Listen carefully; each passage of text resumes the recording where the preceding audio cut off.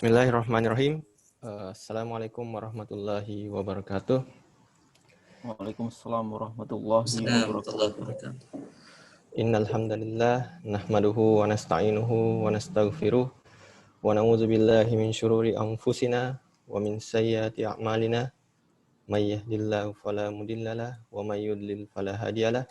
Asyhadu an la ilaha illallah wahdahu la syarikalah wa asyhadu anna Muhammadan abduhu wa rasuluh la nabiyya ba'dah. Tiada kata yang pantas kita ucapkan selain puji syukur kehadirat Allah Subhanahu wa taala yang telah memberikan kita berbagai macam nikmat kesempatan, kesehatan, terutama juga nikmat iman dan Islam. Mari kita manfaatkan nikmat-nikmat yang Allah telah berikan kepada kita untuk hal yang diridhoinya. Salah satunya dengan meningkatkan pemahaman Islam kita dengan menghadiri majelis ilmu seperti yang kita lakukan insyaallah pada malam hari ini. Dan kita juga mengharapkan kepada Allah Subhanahu wa taala keutamaan-keutamaan yang terkandung dalam menghadiri majelis ilmu tersebut. Dan kemudian mari kita kirimkan salam dan salawat kepada suri tauladan kita Nabi Muhammad SAW, kepada keluarga beliau, sahabat beliau, dan juga umatnya yang senantiasa meneladani beliau hingga yaumil akhir kelak. Semoga kita termasuk di dalamnya dan mendapatkan syafaat beliau di yaumil akhir kelak. Seperti biasa, alhamdulillah kita bertemukan kembali dalam kajian kitab Hadis Arba'in An-Nawawi yang rutin kita laksanakan tiap Jumat malam dan senantiasa dibawakan oleh Ustadz Dr. Topan Setiadipura. Pada episode malam hari ini, insya Allah kita akan memasuki hadis Arba'in ke-10 dengan tema Allah hanya menerima amal yang baik.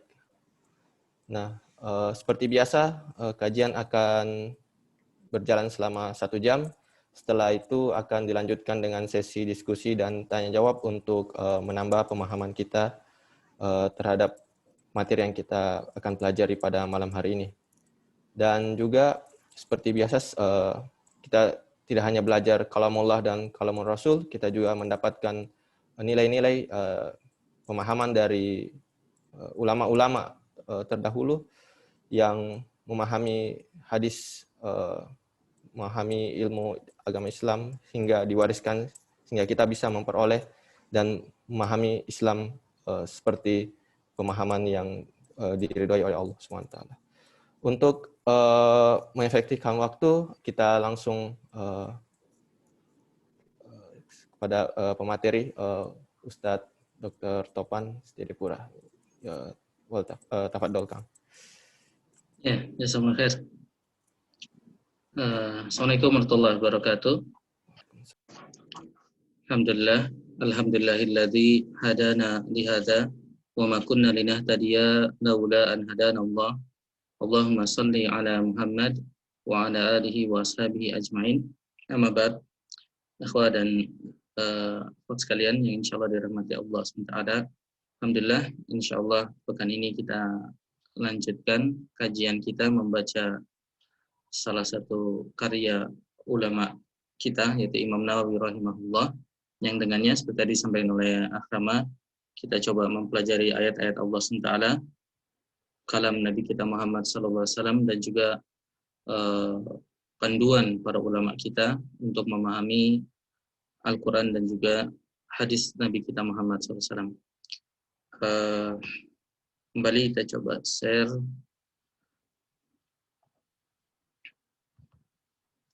Ini reminder, ya. Ini materi pekan lalu. Ketika dalam hadis ke-9 disebutkan bahwa sebab kehancuran umat-umat terdahulu adalah banyak bertanya. Alhamdulillah ulama kita seperti kita sampaikan tadi memberi penjelasan kepada kita bahwasanya memang ada pertanyaan yang tidak boleh, pertanyaan yang tidak bermanfaat, tetapi Imam Nawawi menekankan ada pertanyaan yang malah hukumnya wajib, yaitu bertanya tentang hal-hal yang memang disebutkan an faraididdin, merupakan kewajiban agama kita, ya. Memang harus kita laksanakan berupa ibadah atau muamalah. Jadi kalau muamalah, meskipun dia tidak wajib, tapi ketika kita amalkan, maka saat itu kita wajib untuk mempelajari. Ya, misalnya muamalah pernikahan atau muamalah simpan pinjam misalnya, kalau kita tidak melaksanakannya tidak wajib, tapi ketika kita melaksanakan muamalah itu maka menjadi wajib. Dan beliau ingatkan kita hadis yang sahih, thalabul ilmi faridatun ala kulli muslim.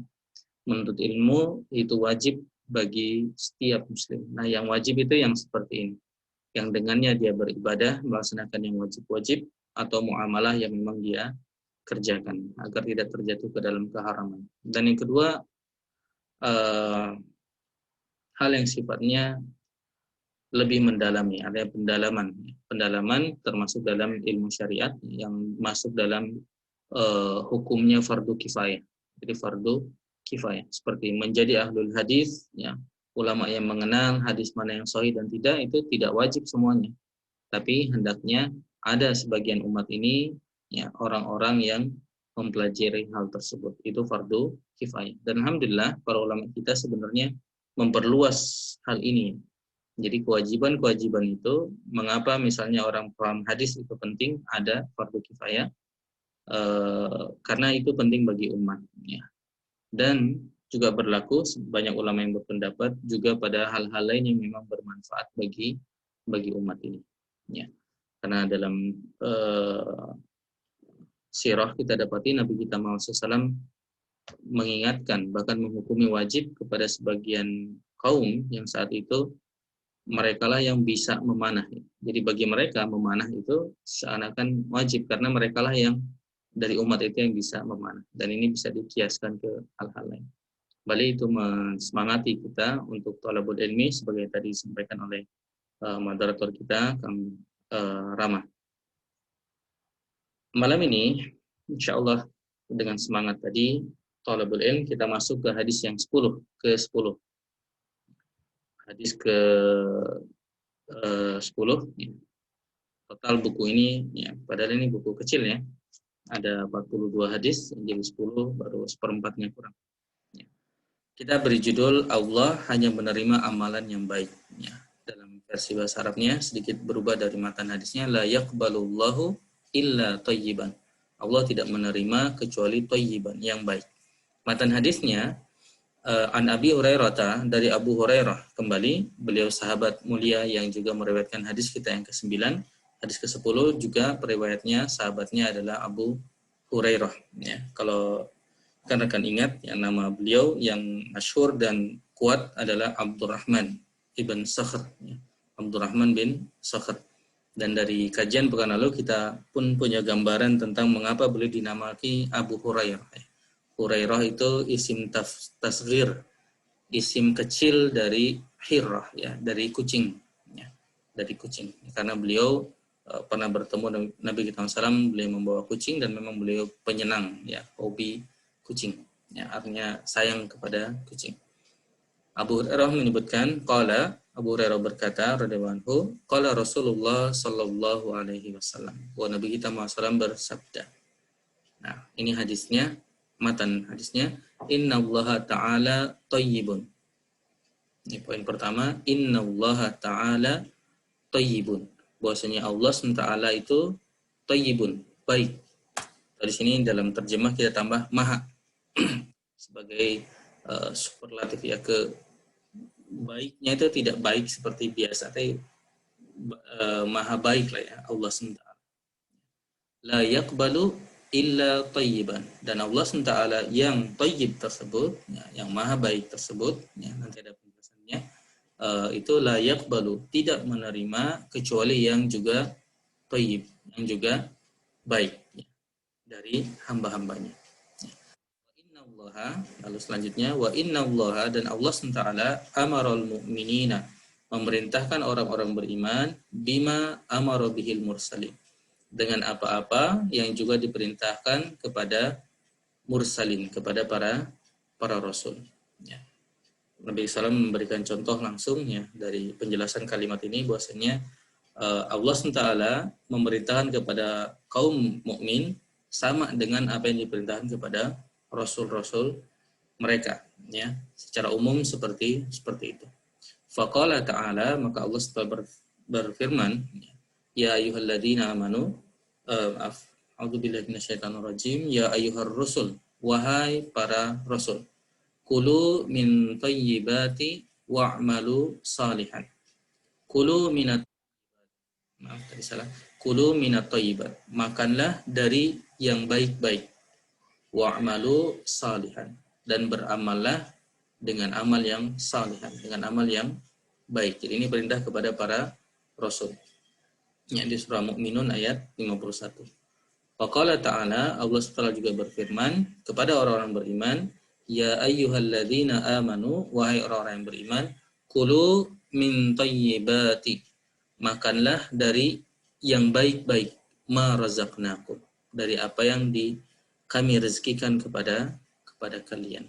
Jadi apa yang Allah rezekikan kepada kalian, maka pilihlah yang baik-baik dan itulah yang kita nikmati atau kita makan. Lalu kelanjutan hadisnya, setelah menyebutkan hal tersebutnya, summa dzakaror rajul. Kemudian Abu Hurairah radhiyallahu anhu menceritakan bahwa Nabi kita Muhammad SAW setelah menyebutkan dua ayat tadi, menyebutkan ar-rajul, seorang pria yutilus safar, yang melakukan perjalanan jauh, ya. Yutilu as-safar. Lalu kondisinya ash'asa aghbara. Ash'asa, rambutnya acak-acakan, aghbara, dan juga berdebu. Rambutnya acak-acakan dan juga berdebu karena dia sudah perjalanan panjang. Yamuddu yadaihi ilas sama. Dia mengangkat tangannya, yadaihi, ya, lengannya ke langit. Ya Rabb, lalu dia berdoa, ya Rabbu, ya Rabbu. Wahai Rabbku, wahai Rabbku. Tapi wa mat'amuhu haram. Ya. Makanan dia haram. Wa mashrabuhu haramun. Ya. Salah syakalnya wa mashrabuhu haramun wa malbasuhu haramun, dan juga pakaian yang dia pakai haram. Wa ghudhiya bil haram, dan dia diberi makan atau tumbuh, ya, bil haram, dengan sesuatu yang haram. Fa anna yustajabulah, maka bagaimana mungkin doanya akan dikabulkan. Ya, jadi ada beberapa poin dalam hadis ini. Pertama, tentang Allah SWT, innallaha thayyibun la yaqbalu illa thayyiban. Tentang Allah SWT, bagaimana Allahnya thayyib dan hanya menerima yang thayyib. Dan poin kedua, wa innallaha amaral mu'minina bima amara bihil mursalin. Dan Allah SWT memerintahkan orang-orang beriman sebagaimana juga perintah kepada para nabinya. Dan Nabi SAW memberikan langsung contoh dua ayat yang menunjukkan poin tersebut. Dan bagian terakhir dari hadis ini adalah cerita tentang seorang yang yutilus safar, ya, telah perjalanan jauh, ash'atha aghbara. Ya, ash'atha aghbara. Ya, dia rambutnya acak-acakan dan juga berdebu. Ya, karena kan kalau ingat hadis kedua tentang malaikat Jibril yang datang kepada Nabi kita Muhammad SAW, ya, ini berbeda keadaannya. Jadi malaikat Jibril yang tampil dalam bentuk manusia saat itu berbeda dengan orang ini. Ya. Pertama, dia syadidu bayadis thiyab, syadidu sawada sya'ab. Jadi pakaiannya putih, bersih, ya. Rambutnya juga hitam. La yura alaihi atharus safar. Tidak kelihatan tanda-tanda safar. Wala ya'rifuhu minna ahad. Padahal di antara kita tidak ada yang kenal orang tersebut, ya. Jadi orangnya tidak dikenal, artinya bukan orang lokalnya, bukan warga lokal, ya. Bukan orang daerah sini, ya. Berarti dia harusnya datang dari luar. Tapi kok penampilannya tidak seperti dalam hadis ini, yutilus safar, itu orang yang sudah perjalanan jauh, ya. Apalagi di zaman itu, ya, di padang pasir seperti itu, kita aja, ya, safar mungkin sudah dengan kondisi yang jauh lebih enak, tetap aja beda kondisinya dengan orang yang tidak telah safar. Jadi ini mungkin dari sini rekan-rekan mengingat kembali dan semakin paham herannya para sahabat ketika datangnya Jibril dalam tampilan manusia, karena kontradiktif. Tidak dikenal artinya dia berarti orang luar, tapi tidak ada tanda-tanda safar. La yura alaihi atharus safar. Jadi ini orang yang yutilus safar, ash'asa aghbara. Ya, rambutnya acak-acakan dan juga berdebu dan berdoa kepada Allah SWT. Ya.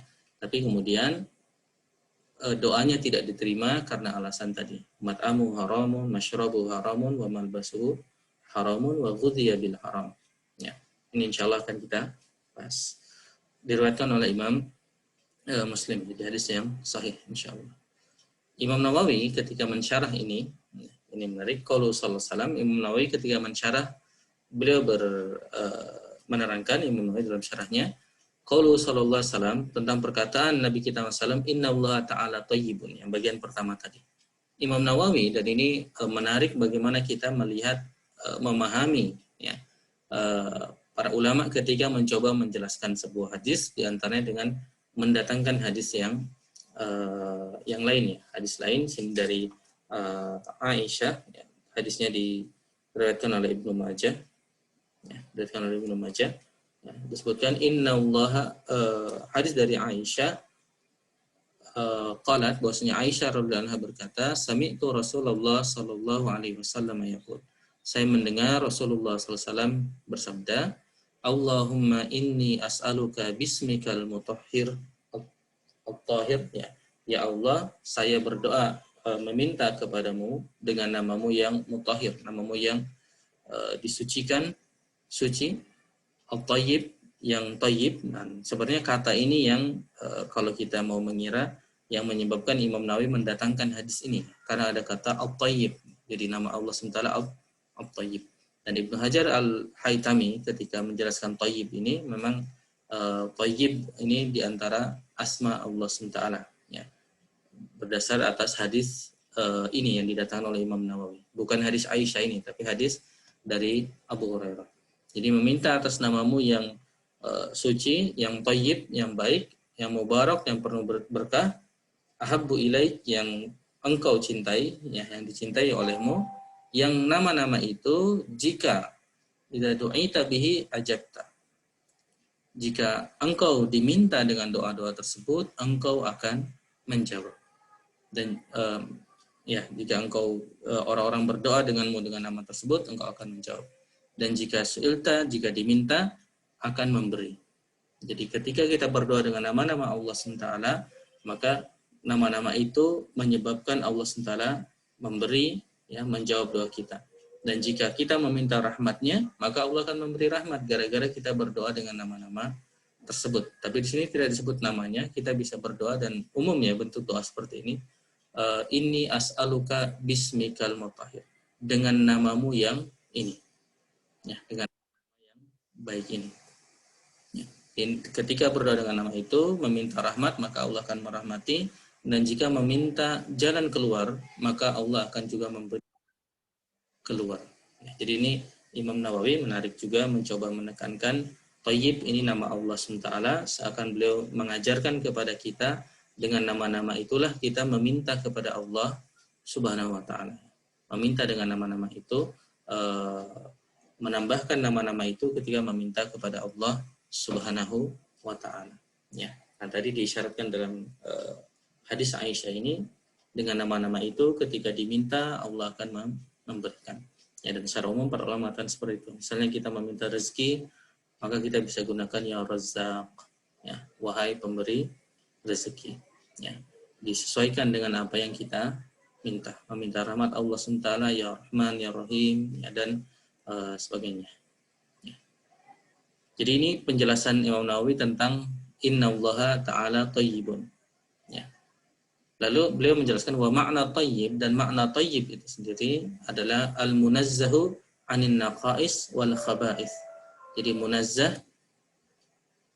artinya suci atau disucikan atau tersucikannya secara lebih detailnya, suci dari kekurangan, naqais, dan juga keburukan.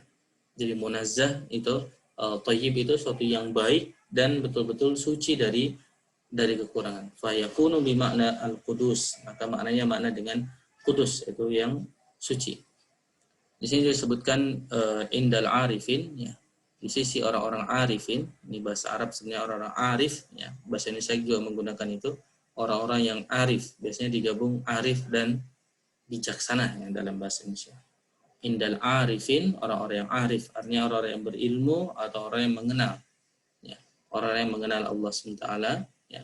Ada istilah thayyibus sana wa mustaladzatul asma. Jadi thayyib ini digunakan maknanya apa? Wa huwa thayyaba ibadahu lidukhulil jannah. Allah lah yang memberi kebaikan kepada hambanya lidukhulil jannah. Jadi di antara makna thayyib tersebut adalah yang memberikan kebaikan kepada makhluknya untuk masuk ke surga bil a'malis salihah, dengan amal-amal salihah. Wa tayyabaha lahum, dan sebaliknya Allah SWT memilihkan amal-amal itu bagi mereka, bagi para ahlu surga. Ya, ini penjelasan Imam An-Nawawi. Jadi antara makna tayyib, ya, indal arifin, di sebagian para ulama, para arifin adalah Allah yang tayyib, yang baik, dan mengizinkan hambanya untuk masuk surganya dengan mengamalkan amal-amal saleh yang dipilihkan oleh Allah Subhanahu wa ta'ala. Ya. Dan juga beliau menyinggung wal kalimatut thayyibah. Kita sering dengar istilah kalimat thayyibah. Kalimat thayyibah adalah kalimat la ilaha illallah. Imam Nawawi menyebutkan kalimat thayyibah adalah kalimat la ilaha illallah. Kita sempat singgung ya di bahasan hadis kedua. La ilaha illallah, artinya tidak ada ilah illallah kecuali Allah Subhanahu wa ta'ala.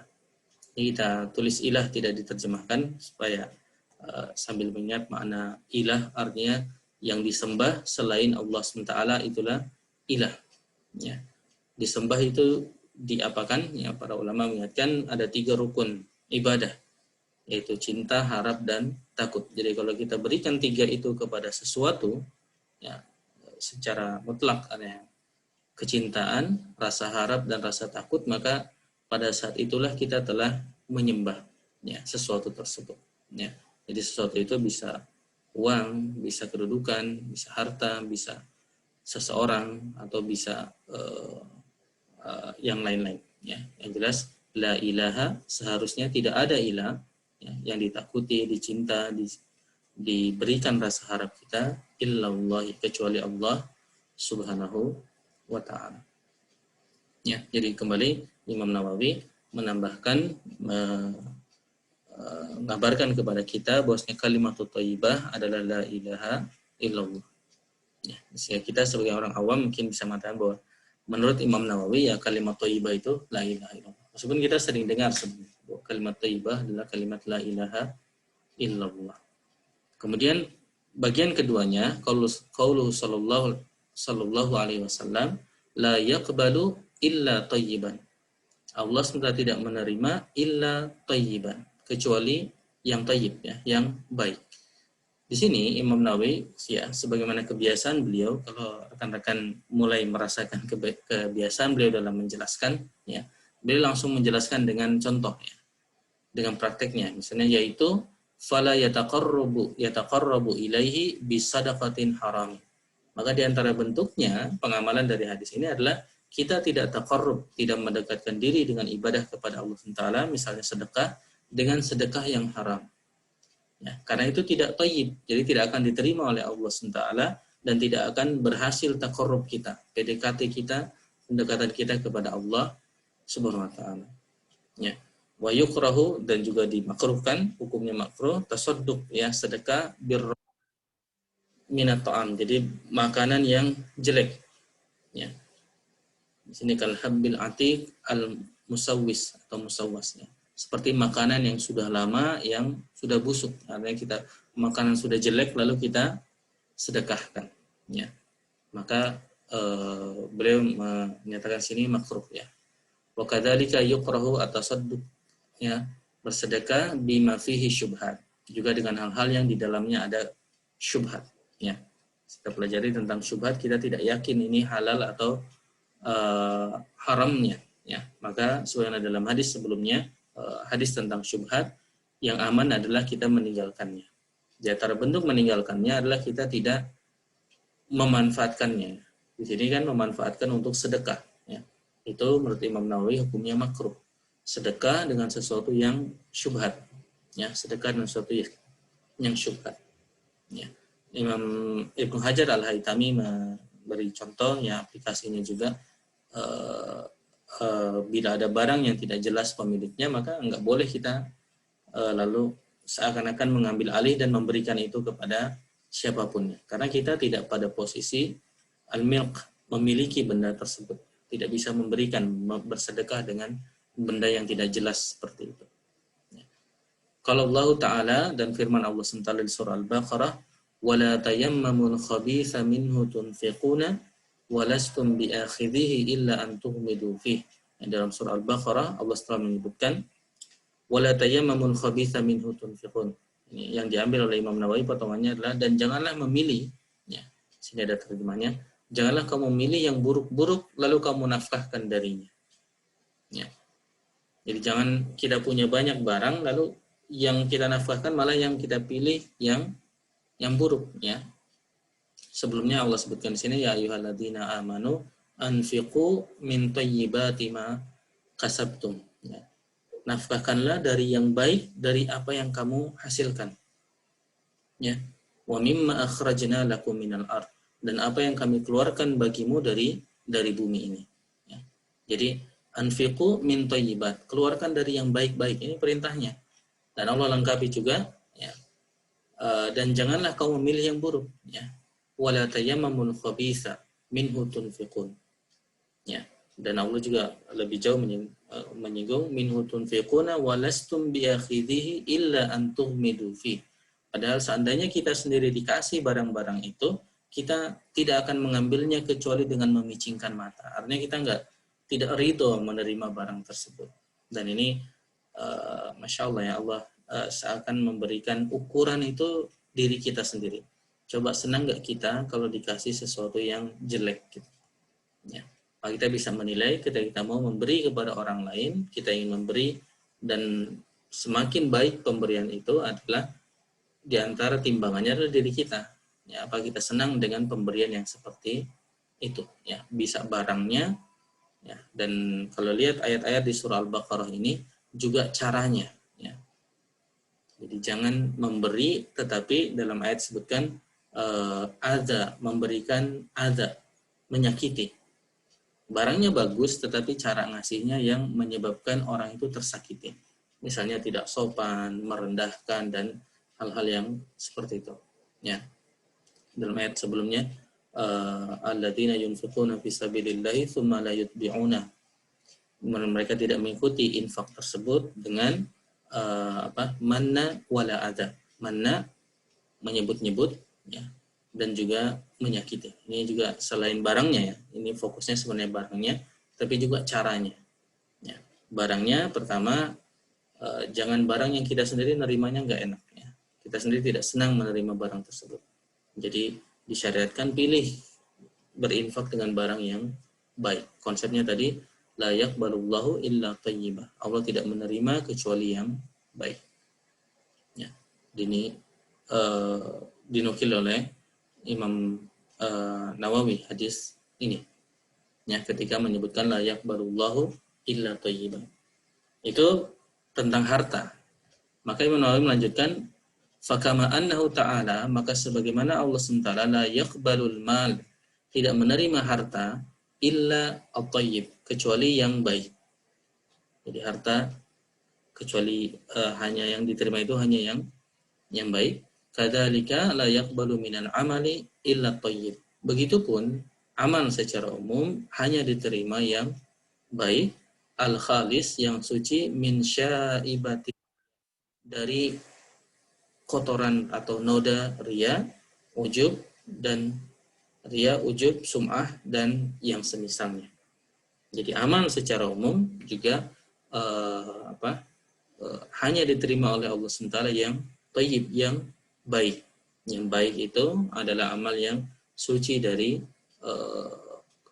noda-noda riya, ujub, sum'ah. Hal-hal yang bisa menghilangkan keikhlasan kalau kita kaitkan ikhlas. Jadi tidak ikhlas lillahi ta'ala dan ada kotoran-kotoran seperti tadi, riya, ujub, sum'ah, dan semisalnya. Ya. Jadi tadi bagian pertama terkait harta, pilih yang baik-baik yang kita miliki untuk disedekahkan, dan lebih umum lagi, amal saleh itu hanya yang baik yang akan diterima oleh Allah Subhanahu wa ta'ala. Ini kembali kita tambahkan, kita tekankan bahwa konsep yang kita jadikan judul la yaqbalullahu illa thayyiban. Ya, ini yang kita tekankan, la yaqbalullahu illa thayyiban. Ini sebuah konsep berangkat dari hadis ini ya, dan penjelasan Imam Nawawi bahwasanya konsep Allah tidak menerima kecuali yang baik. Ini selayaknya mendorong kita untuk mengoptimalkan amal kita sebaik mungkin. Ya. Karena tadi Allah tidak menerima kecuali yang baik. Padahal bukankah semua ini ide awalnya adalah sebagai ibadah kita kepada Allah Subhanahu wa taala. Ya, maka di situ ada konsep mujahadah. Ya, mujahadah artinya bersungguh-sungguh. Ya. Di antara penjelasan mujahadah, para ulama menggunakan istilah badlul wus'i, artinya mengerahkan kemampuan kita. Ya, mengerahkan kemampuan kita. Karena apa? Karena la yaqbalullahu illa thayyiban.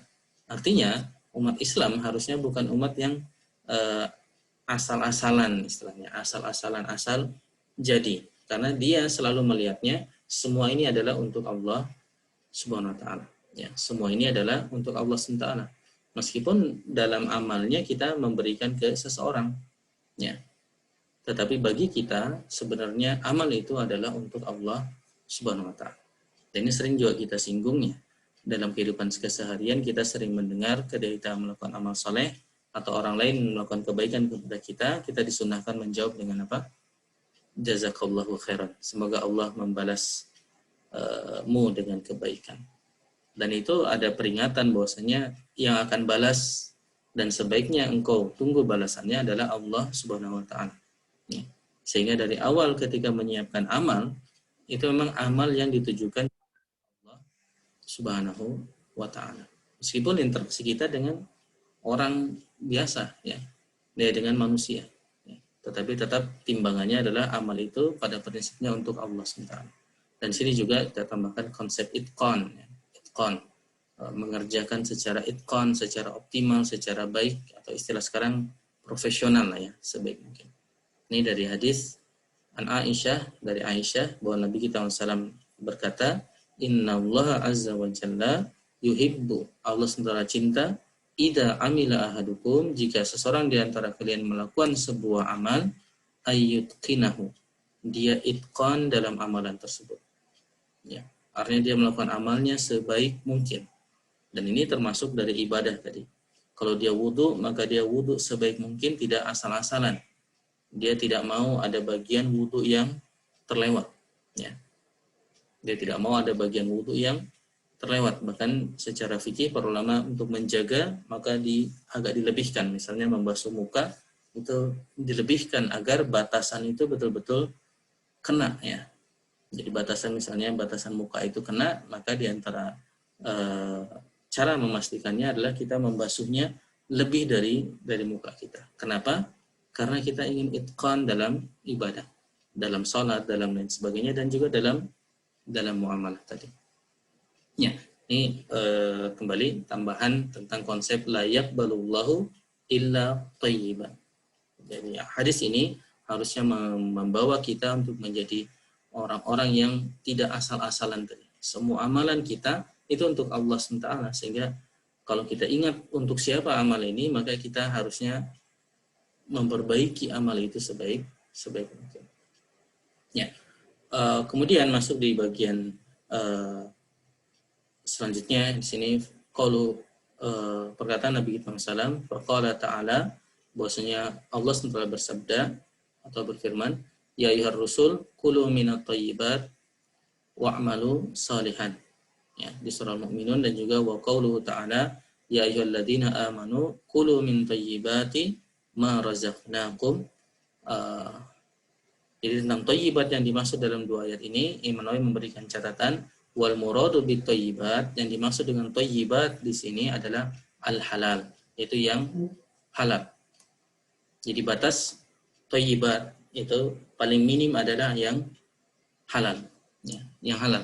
Dan dari sini kita juga kembali bisa melihat bagaimana syariat Islam, ya, khususnya misalnya ajaran Islam tentang syariat, ya, tentang fikih dalam konsep atau istilah lebih sempitnya.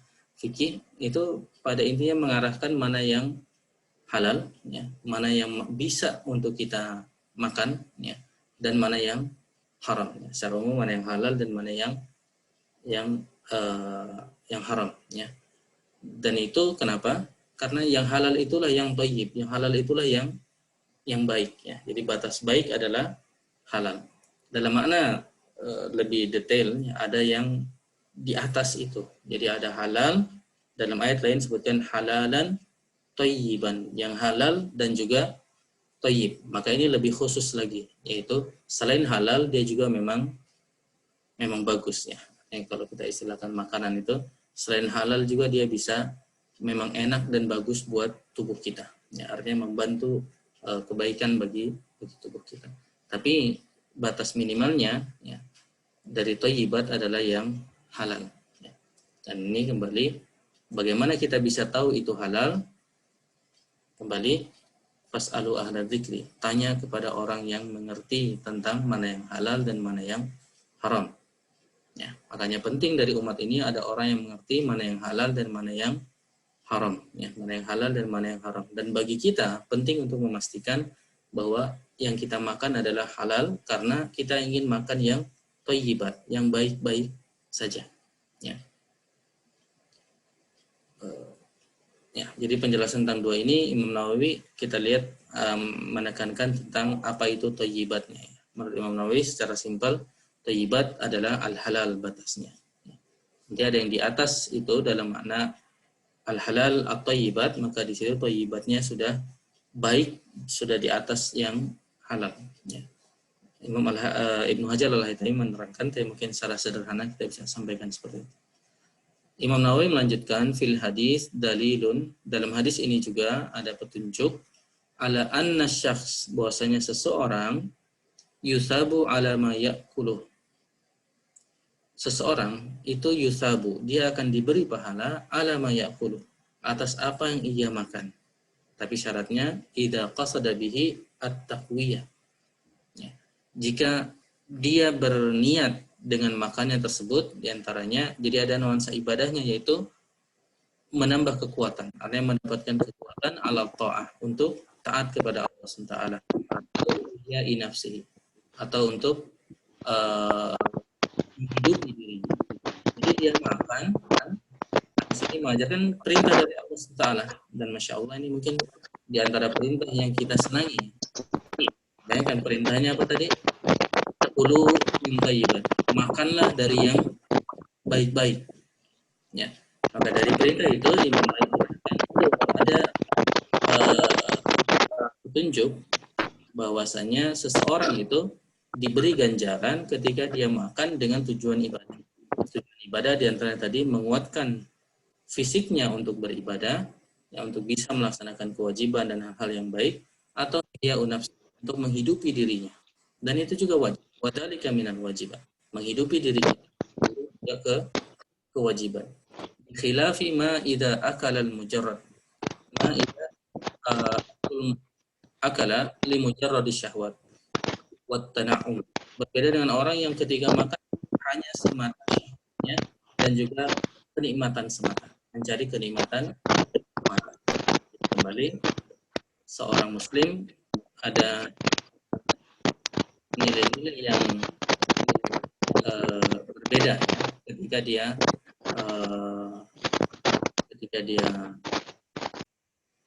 ketika dia makan ya, yaitu ada unsur ibadahnya, dan ini berbeda dengan orang yang sekedar makan karena syahwat dan tana'um ya, mencari kenikmatan ya. Di sini sekedar mengingatkan di Quran surah Muhammad ayat 12 ya, setelah Allah memuji orang-orang yang beriman yang Allah masukkan surga, Allah sebutkan walladzina kafaru, dan orang-orang kufur itu yatamatta'una wa ya'kuluna kama ta'kulul an'am. Mereka tamatta'u, mereka bersenang-senang ya. Wa ya'kulun, mereka juga makan ya. Kama ta'kulul an'am, sebagaimana juga hewan itu makan, karena tidak ada nilai ibadah di situ.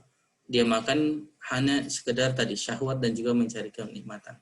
Ya, wan naru maswalahum, dan nerakalah tempat tinggal mereka. Ini tanbih, peringatan, kita perlu ada nilai ibadah ya, meskipun dari makan ya.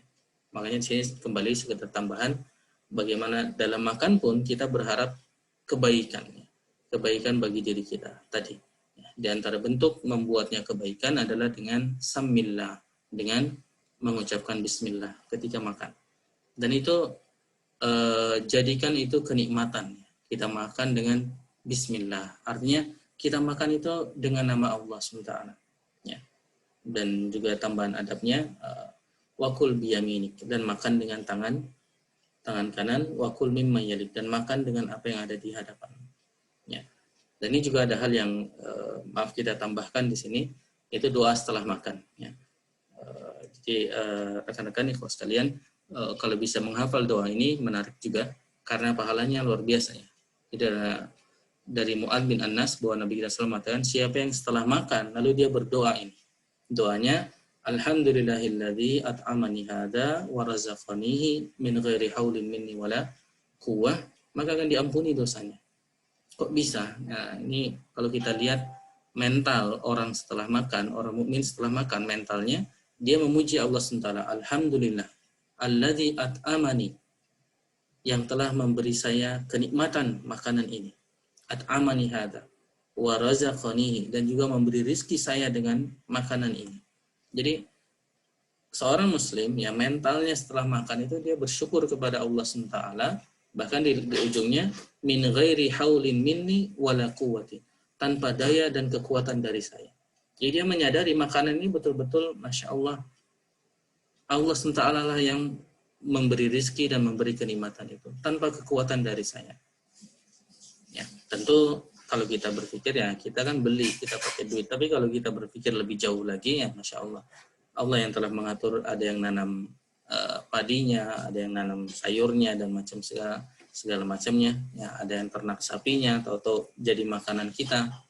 Semua itu atas pengaturan Allah Subhanahu Wa Taala. Kalau bisa dihafal silakan, nanti bisa dilihat rekamannya kalau belum dihafal sekarang, karena kembali pahalanya luar biasa. Maka diampuni dosanya yang telah lalu. Ya. Jadi diampuni dosa yang telah lalu. Jadi setelah makan, seorang muslim dan yang mempunyai nilai ibadah itu beda, ya, mentalnya beda, dan juga nilainya akan beda di hadapan Allah Subhanahu Wa Taala. Ya. Ini kembali kita tambah ini berangkat dari, untuk mengingat kembali perkataan Imam Nawawi-nya. Imam Nawawi mengatakan berangkat dari hadis Nabi kita SAW, bahwa dari hadis ini ada pendapat bahwasanya seseorang itu akan diganjar, akan diberi pahala bahkan dari apa yang dia makan ketika memang niatnya baik, ya, ketika niatnya baik. Berbeda dengan orang yang makan idza akala limujarradi syahwat wat tana'um, dengan orang yang makan limujarradi, yang hanya sekedar untuk syahwatnya, artinya ya syahwat perutnya, wat tana'um, artinya dan mencari kenikmatan semata. Boleh tentunya kita mencari kenikmatannya, kuliner dan mencari kenikmatan. Ya. Di sini ada Kang Doni. Assalamualaikum Kang Doni. Menikmati kopi misalnya. Ya. Itu boleh, tetapi juga tadi kita bahkan nuansanya jauh lebih dalam, karena Bismillah atas nama Allah, dan setelahnya doa yang tadi. Ya. Khair. Itu sampai situ yang perkataan Imam Nawawi-nya. Lalu lanjutannya Imam Nawawi masuk ke tentang seseorang yang berdoa tadi. Ya, tadi ada orang yang berdoa ya, dengan kondisi rambut acak-acakan, berdebu, mengangkat tangannya. Ya. Dari sini Imam Nawawi langsung ke ujungnya. Qauluhu, perkataan Nabi Muhammad SAW, wa mat'amuhu haramun, wa mashrabuhu haramun, makanannya haram, minumannya haram, wa ghudhiya bil haram, dia juga diberi makan atau tumbuh dengan sesuatu yang haram, ya, ai syubi'ah, yaitu dia dikenyangkan menurut Imam Nawawi di sini. Ya, yaitu syubi'ah. Ini penjelasan tentang bahasa, tentang cara baca ghudhiya ini. Ya, tentang cara baca ghudhiya. Ya. Adapun ghoda, ini Imam Nawawi memberikan tambahan sedikit belok, ya. Ada ghudhiya, ada ghoda. Ghoda artinya makan siang lah, ya, simpelnya. Ya, seperti perkataan Nabi Musa kepada lelaki yang menemaninya ketika mau bertemu dengan siapa?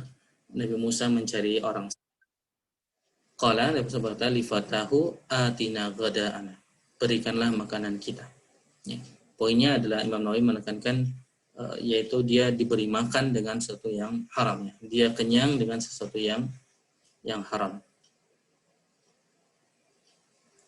Lalu Imam Nawawi masuk ke mengomentari perkataan Nabi kita SAW dalam hadis, fa anna yustajabul. Bagaimana mungkin orang yang tadi itu makan dari yang haram itu bisa dikabulkan doanya, ya. Yaitu istib'adu liqabulihi ijabatad du'a. Jadi tidak mungkinnya perkataan ini maksudnya adalah tentang tidak mungkinnya dikabulkan doa orang tersebut, ya.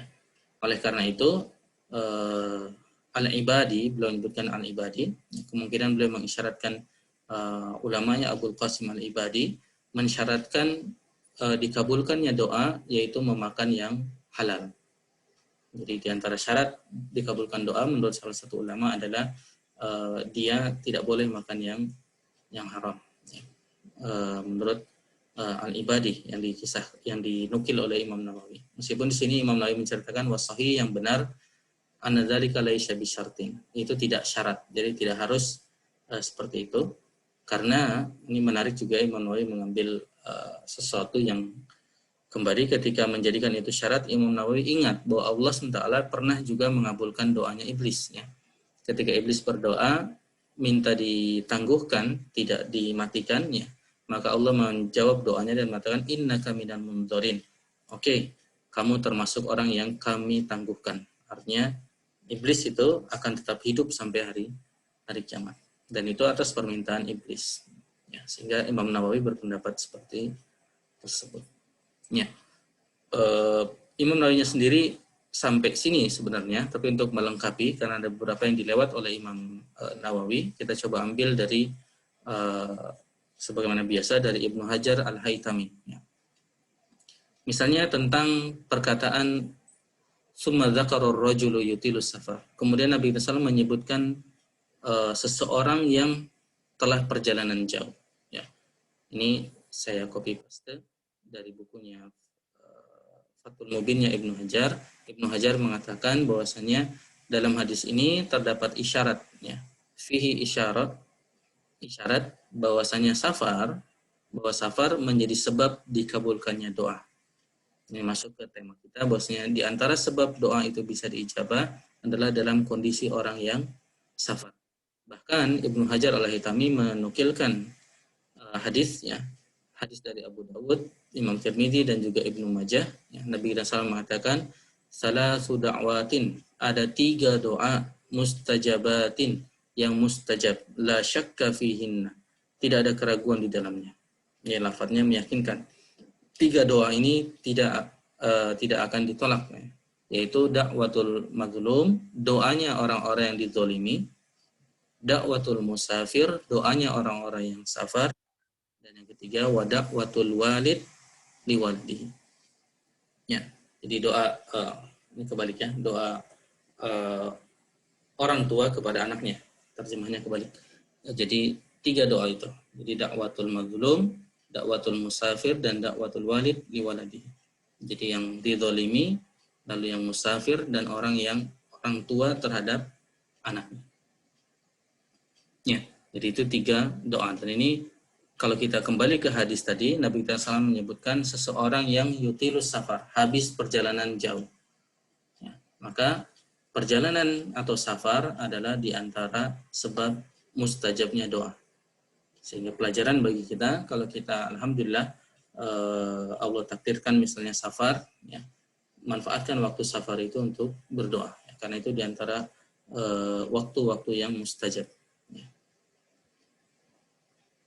Lalu juga dalam lanjutan hadis disebutkan ash'atha aghbara. Orang yang safar tadi kondisinya adalah ash'atha aghbara. Rambutnya acak-acakan dan juga berdebu. Ya. Ibnu Hajar menyebutkan wa fi hada, dalam kondisi ini, dalam hadis ini juga isyarat bahwasannya kondisi risasatul hay'ah, ya. Kondisi yang tadi acak-acakan dan berdebu, ya, kondisi seperti itu min asbabil ijabah, di antara sebab diijabahnya doa. Ya. Bahkan dalam sebuah hadis, ya, Imam Ibnu Hajar Al-Haytami juga menukilkan sebuah hadis, rubba ash'atha aghbara, bisa jadi seseorang yang ash'atha aghbara, ya, di tamrain, orang yang punya 2 gulungan, wallahu a'lam maknanya, tapi secara letterlek seperti harfiah seperti itu, madfu'un bil abwab, orang yang tadi penampilannya mungkin tidak parlente ya, acak-acakan berdebu, madfu'un bil abwab, dia tertolak di pintu orang-orang. Jadi ketika dia bertamu itu kecenderungannya dia ditolak. Ya, karena apa ya? Karena tadi secara penampilan mungkin tidak terhormat lah ya. Tetapi lau aqsama 'ala Allah, seandainya dia bersumpah atau berdoa kepada Allah SWT, la abarrahu, maka akan dikabulkan oleh Allah Subhanahu wa taala. Ya. Jadi kondisi yang seperti itu malah bisa menjadikan orang itu didengar oleh Allah SWT. Ya, doanya mustajab. Ya, dan makna secara umum tentunya sebenarnya kita pahami dalam banyak pelajaran lain bahwasanya nilai seseorang di hadapan Allah SWT itu tidak dinilai dari tadi, tidak dinilai dari penampilan fisiknya, dari penampilan fisiknya. Bahkan di sini dalam hadis ini bisa jadi orang yang seperti itu, ya penampakannya acak-acakan, ya madfu'un bil abwab, dia tertolak di pintu-pintu. Maksudnya kita paham lah ya maknanya. Jadi dia bukan orang yang kalau datang ke rumah orang itu disambut dengan gegap gembita, tapi malah orang menutup pintunya karena mungkin dianggap tidak terhormat. Tapi orang seperti ini bisa jadi ketika dia berdoa kepada Allah SWT, makbul doanya, ya, sumpahnya juga makbul. Bahkan Ibnu Hajar menambahkan wali ajli hada nudi badalika fil istisqa, dan karena hal ini pula disunnahkan untuk tampil secara sederhana ketika kita mau datang ke lapangan sholat istisqa. Ya, saya tidak tahu teman-teman apakah pernah sholat istisqa, ya, ketika kondisi air sulit, ya, berkepanjangan, sebenarnya disunahkan kita berkumpul dan sholat istisqa lalu berdoa. Ya, maka ketika mendatangi sholat istisqa disunahkan untuk tampil dalam kondisi yang tidak parlente lah, istilahnya mungkin ya sederhana, ya, dalam pakaian sederhana. Ya, dan poin terakhir yang disebutkan, yang kita tambahkan di sini dan terkait dengan kondisi orang tadi, akan dalam hadisnya yutilus safar ash'atha aghbara yamuddu yadayhi ila sama, lalu dia mengangkat tangannya ke langit, ya. Maka Ibnu Hajar disebutkan wa huwa sunnatun fi ghairis shalah, maka berdoa dengan mengangkat tangan itu sunnah, ya, fi ghairis shalah, kecuali di dalam salat, ya. Maksudnya ya tentu dalam salat ikuti aturan main salat, ya. Tapi di luar salat maka sunnahnya kita mengangkat tangan. Bagaimana Ibnu Hajar mengatakan wa fiha fil qunut, begitu juga dalam qunut, ya, baik qunut dalam witir juga qunut nazilah. Bahkan Ibnu Hajar yang juga ulama secara mazhab fikih Syafi'iyah, termasuk qunut subuh yang dilaksanakan oleh mazhab Syafi'i, sunnahnya adalah mengangkat tangan. Ya. Dan kita sudah sering bahas ini, kita tidak permasalahkan ikhtilaf yang ada di dalam mazhab, ya, karena semuanya adalah insyaallah ahlu sunnah wal jamaah ittiba'an lahu sallallahu alaihi wasallam. Jadi kita mengangkat tangan itu mengikuti praktek Nabi kita Muhammad sallallahu alaihi wasallam. Wa fil hadis, juga dalam hadis, ya, disebutkan innallaha ta'ala, sesungguhnya Allah Subhanahu wa taala hayyun karimun, Allah itu maha pemalu dan maha mulia. Yastahyi min abdihi, Allah malu kepada hambanya, ayyarfa'a ilaihi kafai, hamba yang mengangkat dua lengannya kepada Allah SWT, berdoa kepada Allah SWT, summa yarudduhuma sifran khaibatain, lalu tangan itu turun tanpa dapat apa-apa. Artinya berdoa kepada Allah lalu turun tanpa dikabulkan doanya. Allah malu ketika hambanya seperti itu, meminta kepada Allah tapi tidak dikabulkan, ya.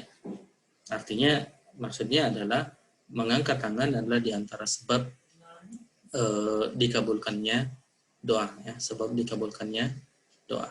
Ya, ini hadis dari Imam Ahmad, Abu Daud, Tirmidzi dan Ibnu Majah, ya. Jadi ada beberapa dalam hadis ini, ada beberapa sebab yang mustajab sebenarnya untuk dikabulkan doa, yaitu tadi perjalanan, ya. Dalam perjalanan, ya, yutilus safar ash'atha aghbara, kondisi yang kesulitan ya secara fisik, acak-acakan ya, tidak rapih ya, kondisi yang repot mungkin bisa seperti itu. Para ulama juga mengambil, Ibnu Hajar mengambil, semakin berat kondisi seseorang yang biasanya semakin diijabah doanya ya. Lalu mengangkat tangannya ya. Lalu mengangkat tangannya ya. Dan kalau kita ya, gabungkan dengan yang hadis Aisyah tadi, seorang hamba ini, laki-laki ini mengatakan ya Rabbu ya Rabbu. Di antara sebab dikabulkan doa juga adalah dengan asma Allah ya, dan menambahkan nama-nama Allah SWT. Di antaranya ya Rabb ya. Ya Rabb, wahai Rabbku ya, atau nama-nama yang lain, itu di antara sebab dikabulkannya doa. Nah, inti dari hadis ini adalah orang tadi sudah punya sebab-sebab ini, tapi semua sebab itu batal, tertolak gara-gara ada satu masalah, yaitu dia makan, dia minum, dan pakaiannya, dan jika dia tumbuh dengan sesuatu yang diharamkan oleh Allah Subhanahu wa Ta'ala. Ya, ini sisi peringatannya bagi kita dalam hadis ini. Di orang tersebut yang disebutkan oleh Nabi kita Muhammad SAW, ya, summa dzakara rajul, kemudian menyebutkan seseorang, ini sebenarnya terkumpul sebab-sebab dikabulkannya doa. Ya, yutilus safar, dia perjalanan jauh lagi. Ya, para ulama mengatakan semakin jauh perjalanannya, semakin berat perjalanannya, maka semakin dikabulkan doanya. Ya, semakin dikabulkan doanya. Asy'atha aghbara, dengan kondisi yang acak-acakan dan berdebu. Yamuddu yadaihi, mengangkat lengannya ke langit, lalu dia mengatakan ya Rabbu ya Rabbu ya, menyebutkan ya Rabb ya Rabb. Ini semua sebenarnya sebab dikabulkannya doa, tapi semua sebab ini batal karena mat'amuhu haramun, makanannya haram, masyrabuhu haramun, minumannya haram, pakaiannya haram, malbasuhu haramun, wa ghudhiya bil haram, dia juga tumbuh dengan hal-hal yang haram. Fa anna yustajabu lahu, maka bagaimana akan dikabulkan doanya ya. Itu ini peringatan bagi kita agar tidak ya tumbuh, baik itu makan, minum, dan juga pakaian kita dari hal-hal yang diharamkan oleh Allah Subhanahu wa Ta'ala. Alhamdulillah, mungkin itu yang bisa kita bahas ya, kita baca dari penjelasan Imam Nawawi. Kita tambahkan juga dari Fathul Mubinnya Ibnu Hajar Al-Haytami, dan beberapa tambahan tadi sebagai menekankan apa yang disampaikan oleh Imam Nawawi, pelajaran yang disampaikan oleh Imam Nawawi. Mungkin begitu, saya kembalikan ke Kang Rama. Silakan Kang Rama, enggak? Jazakallah khairan Kang Topan atas pemaparan hadis pada malam hari ini. Selanjutnya mari kita langsung buka sesi tanya jawab dan diskusi. Pada kolom chat sudah masuk 2 pertanyaan Kang dari Pak Agus Yodi dan Pak T. Kurniawan. Yang bisa. T. Kurniawan ya. Kang Teddy maksudnya.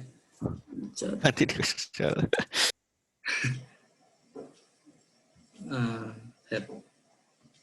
Ya.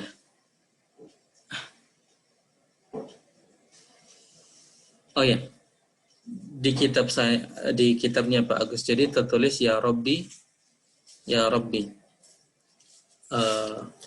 Bukan ya Rabbu ya Rabbi. Ini tentang lafaz matannya. Di buku yang saya punya, buku ini yang jadi gambar dalam dokumentasi YouTube kita, disebutkannya ya Rabbu ya Rabbu ya, ya Rabbu ya Rabbu. Dan secara Kang Syedi juga belajar bahasa Arab, secara bahasa Arab pun yang benar memang ya kalau tanpa saya ya Rabbu, ya, wahai Rabb ya. Jadi Allah alam, yang sejauh Anda tahu memang lafaz yang benar adalah ya Rabbu ya Rabbu ya. Seperti di sini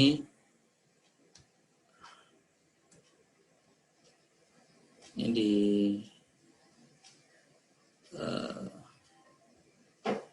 ya seperti di sini ya Rabbu ya Rabbu. Allah alam. Jadi lafaz ini yang insyaallah yang lebih tepat. Pertanyaan dari Kang T. Kurniawan ya. Kayaknya T-nya ini tadi.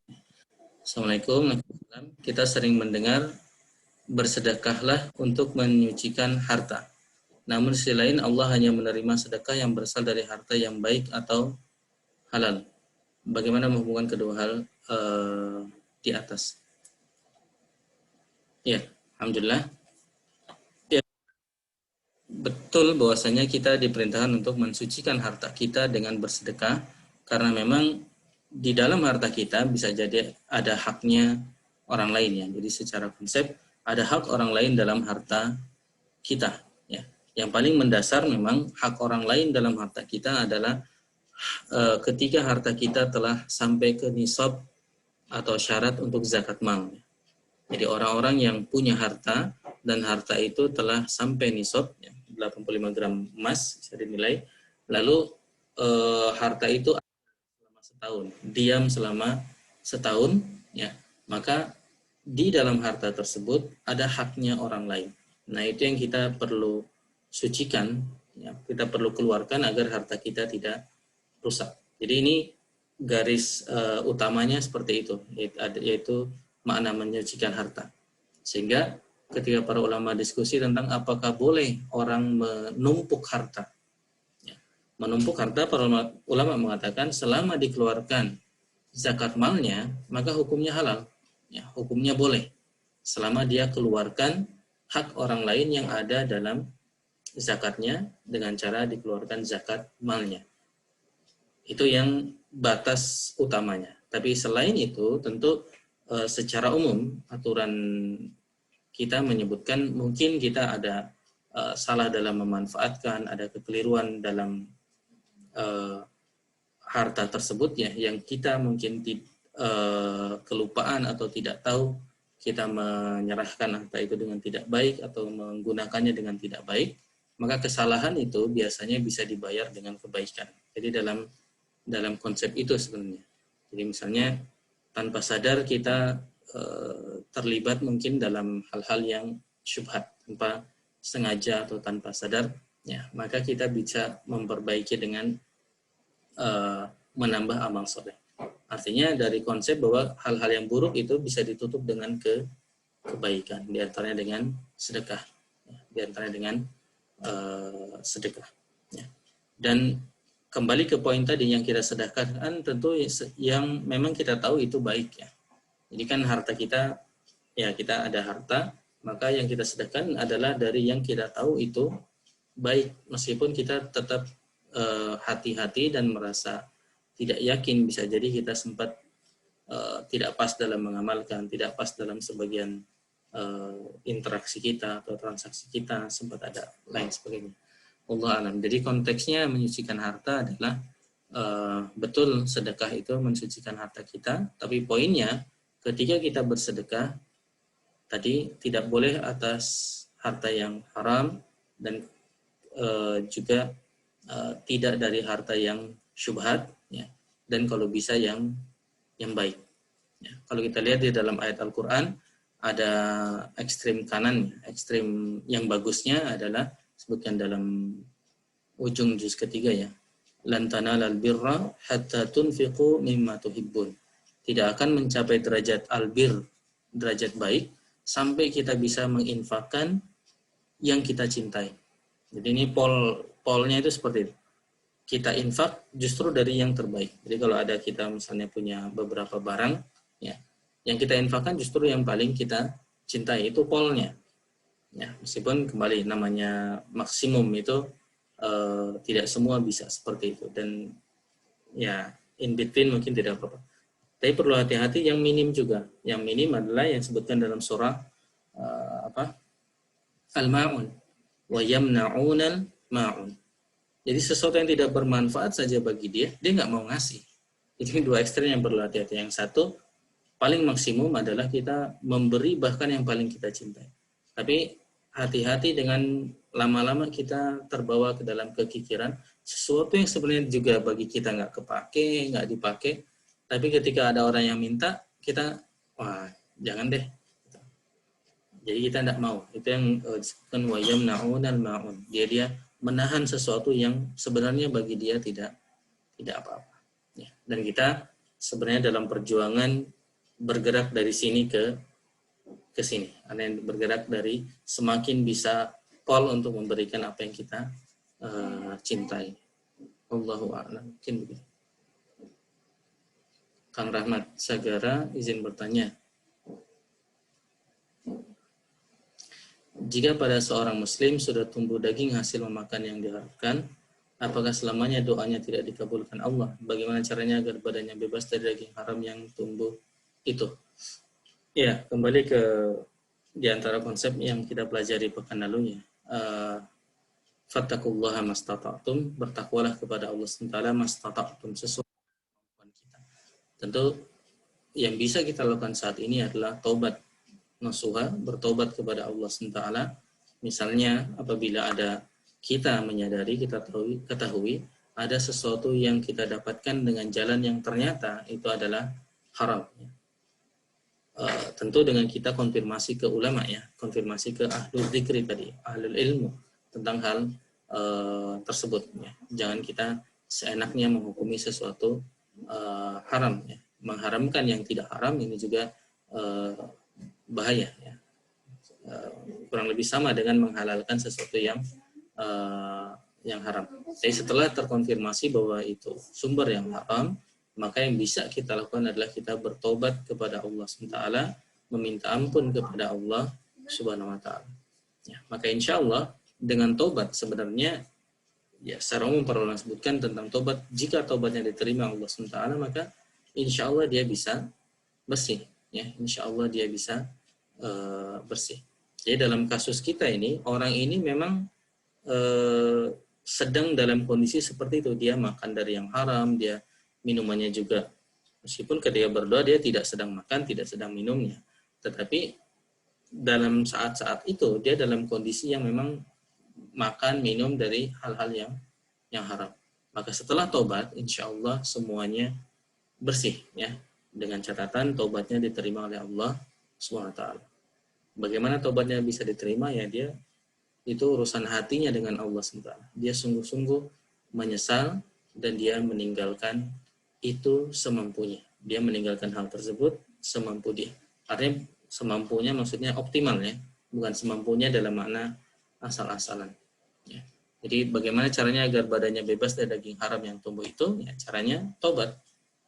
Ya, maka insya Allah dengan tobat akan menjadi bersih insya Allah. Ya, bahkan orang-orang yang kufur saja, orang yang non-muslim saja bisa menjadi suci, bersih dengan bertobat dan kembali kepada agama Islam. Begitu kurang lebih Kang Rahmat. Kang Vektor, ada dalil apa mungkin ya, atau ada berdoa sebelum salam? Apakah ini termasuk berdoa apa saja yang kita kehendaki atau hanya lafaz yang Nabi pernah sebutkan? Kita boleh berdoa tentang apa saja, apakah boleh juga berbahasa selain bahasa Arab? Ya, ada nas ya, hadis tentang doa di ujung ya, di antara doa berlindung dari nah dan Allah alam yang ana paham umumnya ulama membolehkan berdoa dalam tempat-tempat tertentu ya, seperti di ujung sebelum salam, dan ketika sujud bisa ditambah doa lain ya. Tetapi memang syaratnya tidak berbahasa selain bahasa Arab. Ya. Jadi di antara syarat atau di antara hal yang bisa membatalkan adalah ketika kita mengeluarkan lafaz-lafaz yang non Arabnya, lafaz-lafaz yang non Arab atau lafaz-lafaz yang tidak ditujukan komunikasi dengan Allah SWT. Ya. Jadi walaupun berbahasa Arab tapi memang itu komunikasi ke orang lain, maka itu bisa batal. Ketika komunikasi dengan Allah SWT, maka Allah alam perlu mengatakan harus dengan bahasa Arab. Ya. Sebelum salam dalam salat. Ya. Mas Topan. Ya, silakan Kang Vektor. Kan yang saya tahu ada dalil bahwa kita boleh berdoa tadi di saat-saat tertentu dalam sholat, seperti saat sujud dan juga saat sebelum salam. Nah. Dan tadi sudah dijelaskan sebenarnya bisa nggak kita berdoa, tapi berdoa apa saja? Ya, insya Allah bisa. Selama berbahasa Arab dan selama berbahasa Arab. Artinya Dan ya, silakan. Tapi saya pernah dengar artinya di pengajiannya Pak Ustadz, itu kalau di dalam hati nggak apa-apa pakai bahasa selain Arab. Ya, nanti dalam hati beda lagi urusannya. Oh, dengan Eh kalau dalam hati, itu dulu ya faktornya. Kalau dalam hati Pak Wisnu, ya. sebagian mengatakan dalam hati itu ya belum dinilai. Jadi Pak Wisnu misalnya berdoa, jadi yang disebut sir kan ada zahar ya, terdengar, dan sir yang apa sih bahasa Indonesianya sir itu? Pelan-pelan itu tetap mulut kita bergerak. Jadi ini hati-hati juga teman-teman kalau mungkin salah paham. Sir itu artinya baca dalam hati. Misalnya kita sholat asar, kebetulan pas sendirian misalnya, lalu kita baca Al-Fatihahnya dalam hati. Orang mengatakan itu dia belum baca Al-Fatihah. Dia harus keluar, meskipun hanya dia yang mendengar. Jadi dia tetap, orang Sunda bilang ngeretek ya, artinya tetap dia menyampaikan Alhamdulillahirrahmanirrahim. Tapi lidah itu mengucapkan hal tersebut. Nah, itulah yang dinilai dalam sholat kita. Yang tidak diucapkan, Allahu a'lam, yang ana paham, itu yang tidak dinilai. Sehingga ketika urus dibilang dalam hati, ya itu ya super bebas, itu memang dalam hati itu ya ya masih belum dinilai istilahnya, masih lintasan. Meskipun nanti lintasan biasanya terbawa ke kemana-mana ya, apalagi kalau dia sudah menyebabkan tidak khusyuk dan lain sebagainya, perlu hati-hati. Wallahu a'lam. Jadi doa yang dimaksud adalah doa yang memang dilafatkan, meskipun dia sir tentunya, dia pelan-pelan. Jadi misalnya kita ketika sujud nambah doa itu boleh. Dan ini juga masuk ke hadis lain yang menyebutkan dilarang membaca ayat Al-Quran ketika sujud misalnya. Maka para ulama mengecualikan ketika ayat Al-Quran yang dimaksud adalah doa. Jadi bukan membaca qiraah ayat Al-Quran, tetapi berdoa dengan doa yang diambil dari lafaz ayat Al-Quran. Misalnya, Rabbana taqabbal minna innaka antas sami'ul alim. Saat itu kita tidak sedang tilawah Al-Quran, tapi sedang komunikasi dengan Allah SWT berdoa. Gitu. Wallahu a'lam, yang anda paham begitu. Kang Doni, Assalamualaikum Kang Doni. Assalamualaikum warahmatullahi wabarakatuh. Izin bertanya, bagaimana kita hukumnya untuk berdoa? Apakah sebaiknya dimohonkan untuk mendoakan orang tua, anak-anak, dilancarkan S3, bisnis kopiku bisa sukses, dan bagaimana agar kita punya pemilihan rezeki yang halal, barokah dan mumpah. Walaupun saya sekarang sedang usaha kopi, tapi sudah 3 bulan alhamdulillah lancar. Namun bulan November ini penjualan lebih kurang. Alhamdulillah kita sudah coba bersedekah ke rumah yatim, walau hanya makanan dari menu kedai kopiku. Ya alhamdulillah. Ya pertama pada dasarnya kita di antara caranya tentu seorang muslim disebutkan dalam sebuah hadis, maka dia caranya adalah optimal dalam ikhtiar dan juga dia berusaha.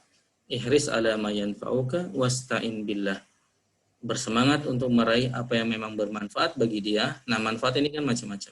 Bagi Kang Doni, manfaat itu terdefinisi menjadi prakteknya adalah usahanya semakin lancar, S3-nya dilancarkan, bisa balik lagi ke Cina ya. Kang Doni lagi doktor di Cina, tapi gara-gara pandemi pulang dulu ke Indonesia. Nah, maka ihris ala ma yanfa'uka. Bersemangat untuk mencari hal-hal yang memang bisa membuat target-target kita itu tercapainya sebaik mungkin, karena memang seorang muslim bentukannya apapun bagi dia semua itu adalah ibadah, dan ini yang perlu kita cek juga, bahwa kita buka usaha agar berhasil dan lain sebagainya itu diantara bentuk ibadah. Diantara bentuk ibadah gampangnya diantaranya adalah memberi nafkah bagi keluarga, baik keluarga inti maupun keluarga yang lebih besar, atau bahkan yang lebih luas lagi, itu juga bisa menjadi bentuk usaha. Dan yang kedua, wasta'in billah, dan minta tolonglah kepada Allah Subhanahu wa taala. Jadi yang kedua tadi, bagaimana hukumnya kita berdoa? Ya boleh, malah kita disyariatkan untuk berdoa. bahkan untuk segala hal yang kita kerjakan memang sebaiknya kita mulai dulu dengan doa ya. Ikhtiar apapun ya. Pak Wisnu pun Masya Allah usahanya jualan produk ibunya, semoga lancar. Pada umumnya konsepnya amin. Insya Allah. Dan semua usaha-usaha kita lancar. Umumnya prinsipnya dua dalam hadis sahih riwayat Imam Muslim. Ihris ala ma yanfa'uka, semangat untuk mengejar apa yang bermanfaat bagi kita. Ya.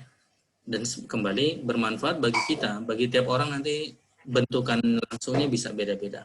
Ya. Bagi seorang peneliti, apalagi yang lagi ngejar S3, mungkin bermanfaat adalah jurnalnya tembus terpublikasi misalnya. Maka untuk itu dia bersungguh-sungguh. Bagi orang yang bisnis, maka omsetnya meningkat.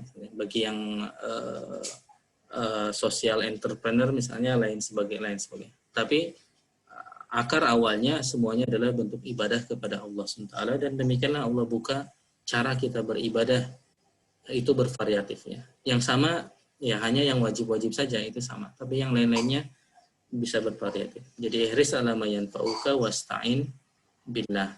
Bisa ditambah juga dengan seperti yang Kang Doni bilang, misalnya kita bisa berinfak untuk menambah keberkahan harta kita ya, karena ada nas-nas yang juga menyebutkan manfaat dari infak dan sedekah tersebut ya. Kurang lebih begitu Kang Doni. Jadi intinya ihris ala ma yanfa'uka, ajaran Islam mengajarkan semangat atas apa yang baik bagi kita, dan ini masuk ke poin tadi yang kita sebutkan ya, bahwa seorang muslim itu harusnya punya konsep itqan tadi. Itqan artinya dia kerjakan benar-benar. Kalau dia misalnya let's say dia buka warung kopi, maka dia betul-betul mempelajari warung kopi itu harusnya seperti apa dan bagaimana misalnya. Ya itqan ya, karena hadisnya. Baik, Kang Topan. Ya, karena Makasih Kang Topan. Sami-sami, mangga.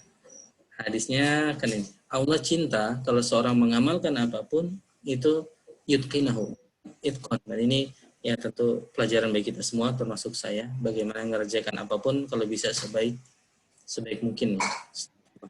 Mungkin kita banyak lalai dalam hal ini.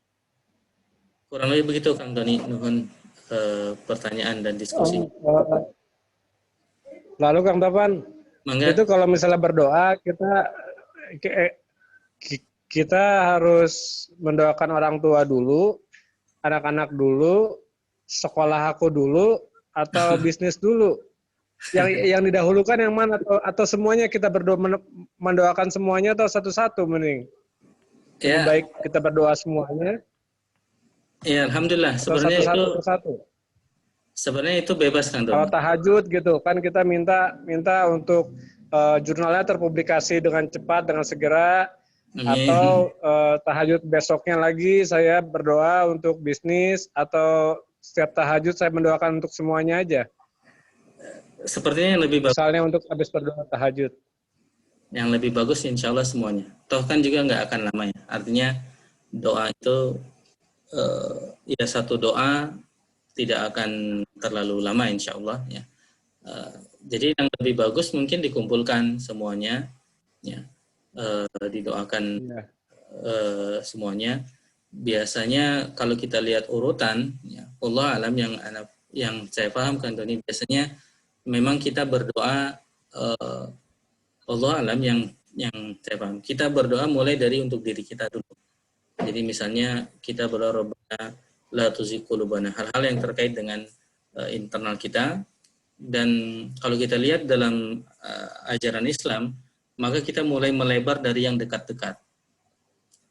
Jadi yang dekat-dekat itu mulai dari orang tua, lalu keluarga inti kita, lalu semakin menjauh. Dan demikian juga agama Islam mengajarkan kebaikan itu biasanya mulai dari yang dekat dulu, lalu semakin menjauh, termasuk doanya. Sehingga biasanya di ujungnya doa itu umum bagi kaum muslimin. Rabbana ighfir lil mu'minina wal muslimina wal muslimat. Itu doa yang umum karena semua orang muslimin dan muslimat kita doakan. Dan luar biasanya doa umum seperti itu karena setiap orang yang kita doakan kita dapat pahala dari orang tersebut. Jadi kalau banyak makin banyak juga. Tapi kembali yang ditanyakan, insya Allah pada dasarnya bebas. Tapi kalau melihat kesempatannya, ketika alhamdulillah kita bisa tahajud di malam itu, kita coba doakan semuanya didoakan.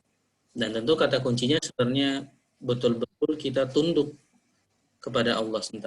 Betul-betul kita merasa mengagungkan Allah SWT, merasa perlu kepada Allah Subhanahu wa Ta'ala. Ya. Kang Agus Jody, izin bertukar pikiran, mangga Kang.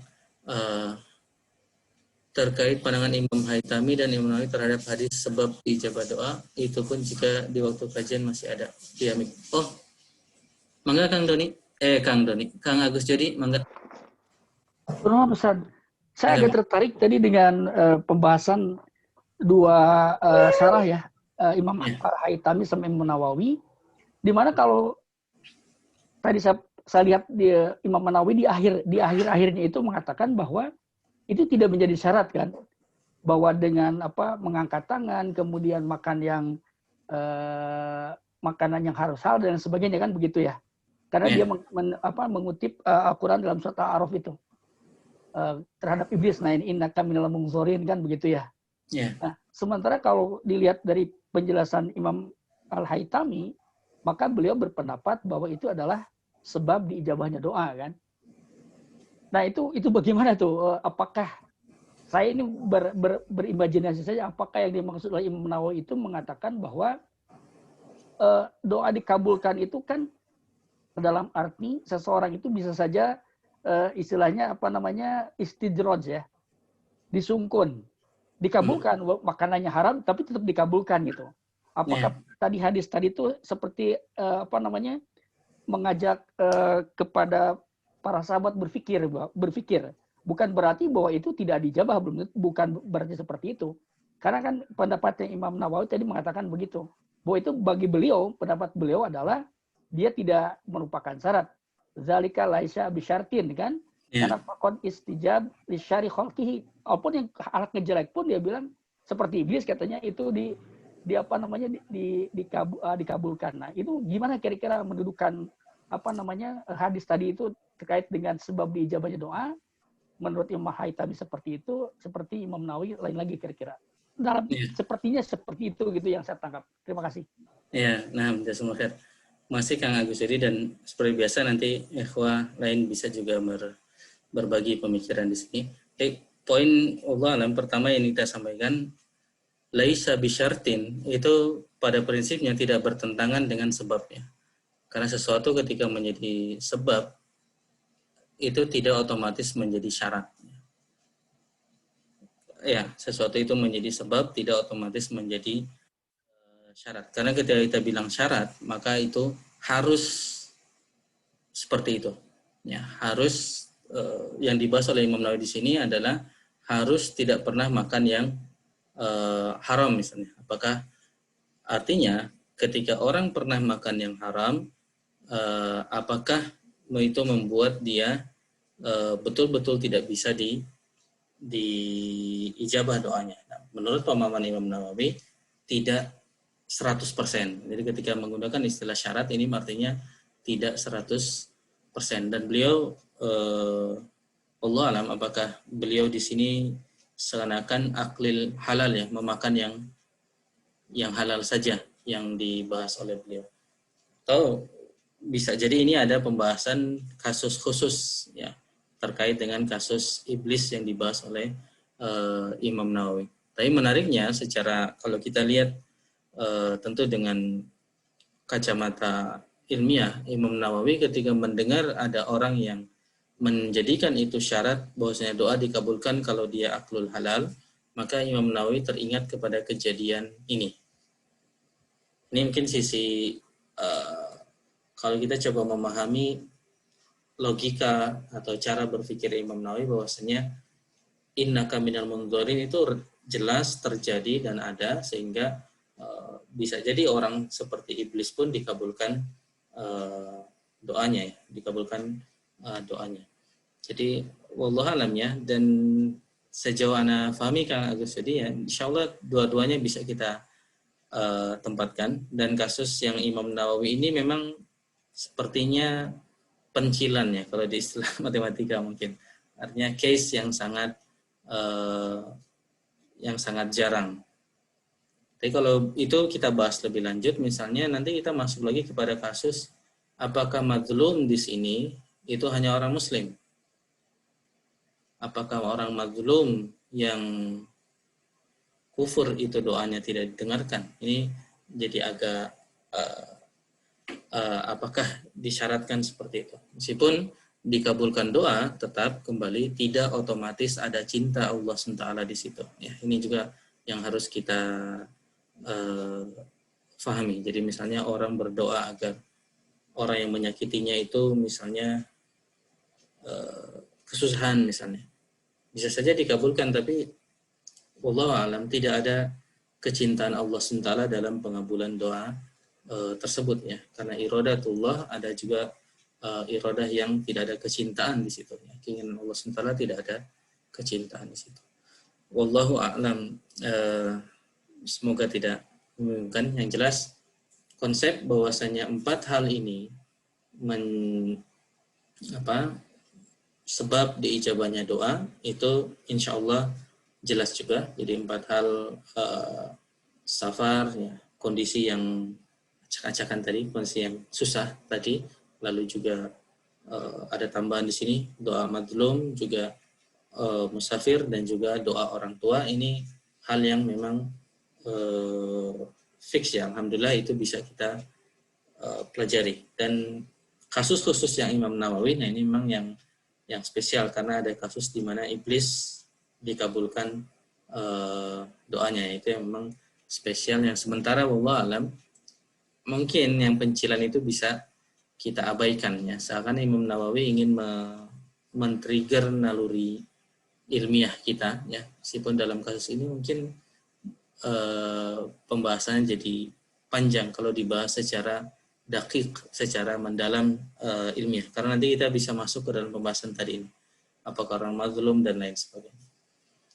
Tapi kembali, pelajaran umum dari hadis ini, ada sebab-sebab dikabulkannya doa, dan ada satu sebab doa tidak dikabulkan, yaitu kita mengkonsumsi atau menikmati sesuatu yang haram.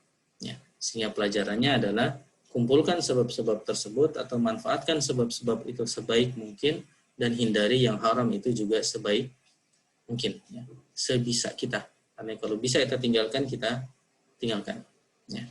Maksud ini agak bertentangan dengan konsep hadis lalu ya.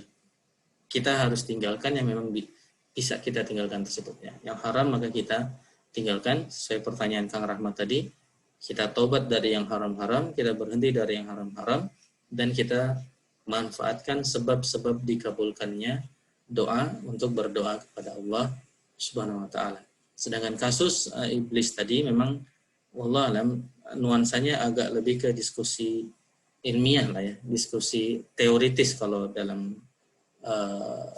istilah umum kita, yang mungkin pada level pembahasan kita belum perlu untuk kita terlalu mendalam ke hal yang seperti itu. Wallahu a'lam.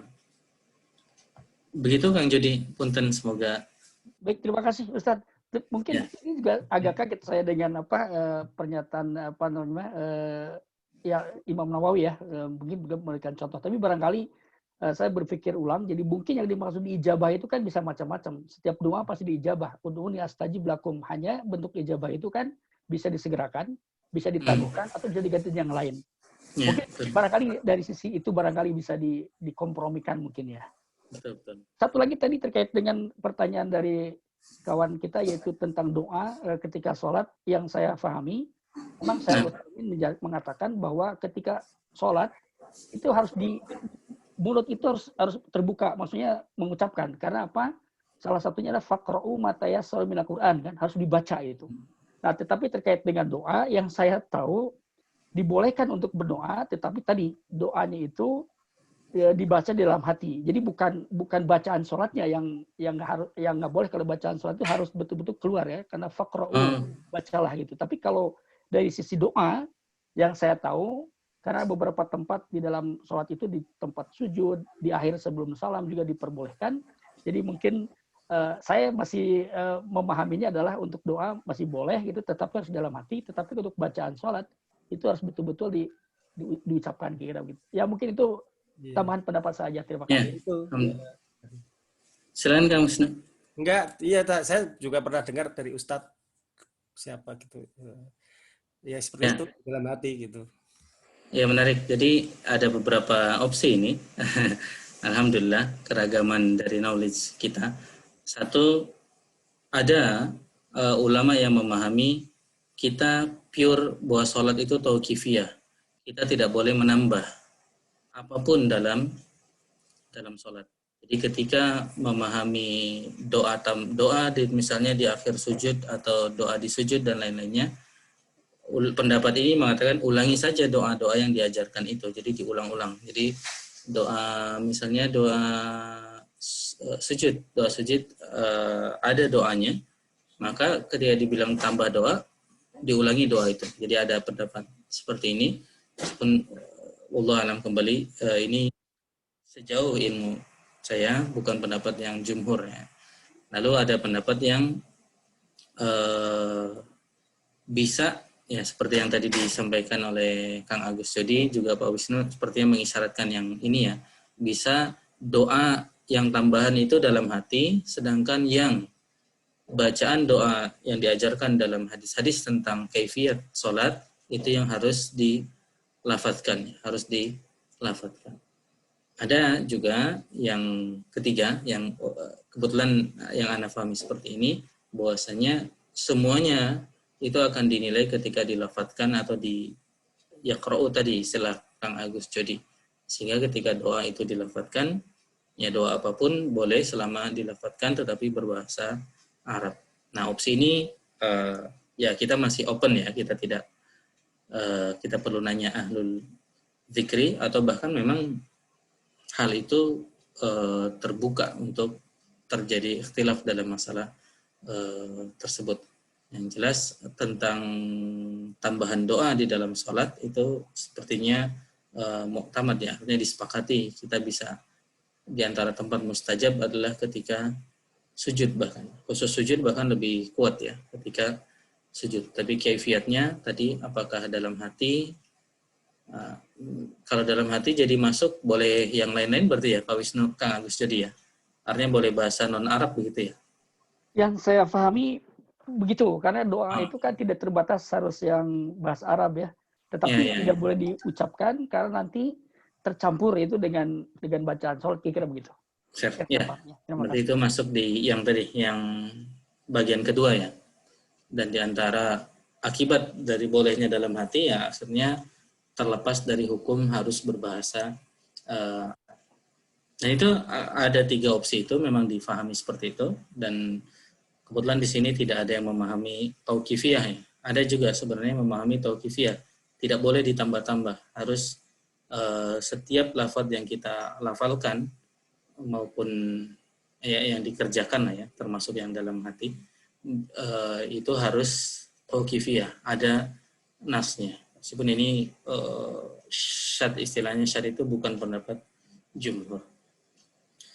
Alhamdulillah mungkin seperti itu, dan insya Allah bukan ikhtilaf yang juga berbahaya. Alhamdulillah. Ada lagi Kang Rama? Sebentar. Oh ini Kang Doni, ini yang lanjutan tuh ya? Iya lanjutannya tadi. Ya, khair. Jadi, ya. Mungkin sudah ini juga kan, waktunya juga sudah 10.36. Jadi kalau khairan kepada Ustadz Topan atas sharing ilmunya pada malam hari ini, juga kepada Bapak dan rekan-rekan yang telah berpartisipasi dalam bentuk pertanyaan dan diskusi yang menambah point of view dan pembahasan hadis malam hari ini. Sebelum ditutup, mungkin Kang Topan bisa memberikan nasihat penutup kajian malam hari ini. Ya, alhamdulillah. Mohon izin rekan-rekan, terakhir sesuai dengan judul kita, ini mungkin prinsip yang bisa kita ambil ya, yang tadi kita tekankan, la yaqbalullahu illa thayyiban. Allah tidak menerima kecuali yang baik. Maka minimal dengan segala kekurangan kita, segala kelemahan kita tetap bersemangat untuk mempersembahkan thayyiban, yang baik buat Allah Subhanahu wa taala. dan seorang muslim selalu melihat Allah dalam berbagai hal ya. Maksud saya mungkin interaksi kita adalah antar orang, misalnya saya dengan Kang Rama, tetapi amal yang saya lakukan interaksi dengan Kang Rama tetap ujung-ujungnya adalah persembahan saya bagi Allah Subhanahu wa taala. Jadi ketika berhadapan dengan Rama ataupun yang lebih, artinya misalnya bapaknya Rama yang mungkin harus kita lebih hormati dan siapa, karya kita atau muamalah kita, interaksi kita tetap kita coba setoyib mungkin ya, sebaik mungkin, karena ujung-ujungnya itu adalah persembahan kita kepada Allah Subhanahu wa taala. Dan ini perjuangan kita ya dalam berbagai bentuknya tadi ya, baik yang bentuk ibadah mahdoh maupun ibadah yang ghair mahdoh tadi ya, perjuangan yang lain sebagainya, yang lain-lain yang Allah bukakan bagi kita sebagai bentuk ibadah kita. Kembali, la yaqbalullah illa thayyiban. Allah tidak menerima kecuali yang baik, dan tugas kita, perjuangan kita adalah agar sebanyak mungkin amal kita yang bisa diterima oleh Allah SWT. Artinya perjuangan kita adalah bagaimana yang kita persembahkan adalah yang thayyib kepada Allah SWT. Mungkin itu rekan-rekan sekalian, mari kita berjuang, memperjuangkan atau mempersembahkan yang thayyib ini pada Allah SWT sebaik-baikan bagi kita di dunia dan juga di akhirat kelak insyaallah. Mungkin itu Kang Rama, mangga Kang Rama yang bisa tutup. Sekali lagi jazakallah khairan kepada Ustaz Topan atas nasihatnya. Demikian pertemuan kajian hadis Arba'in yang telah memasuki hadis ke-10. Insyaallah pekan depan kita lanjutkan pada hadis ke-11. Semoga Allah Subhanahu wa taala mempertemukan kita kembali dalam majelis ilmu ini. Baik, mari kita tutup dengan doa kafaratul majelis. Subhanakallahumma wa bihamdika asyhadu an la ilaha illa anta astaghfiruka wa atubu ilaik. Wal afu minkum. Wassalamualaikum warahmatullahi wabarakatuh. Waalaikumsalam warahmatullahi wabarakatuh. Atur nuhun. Ya, terima kasih. Sami-sami.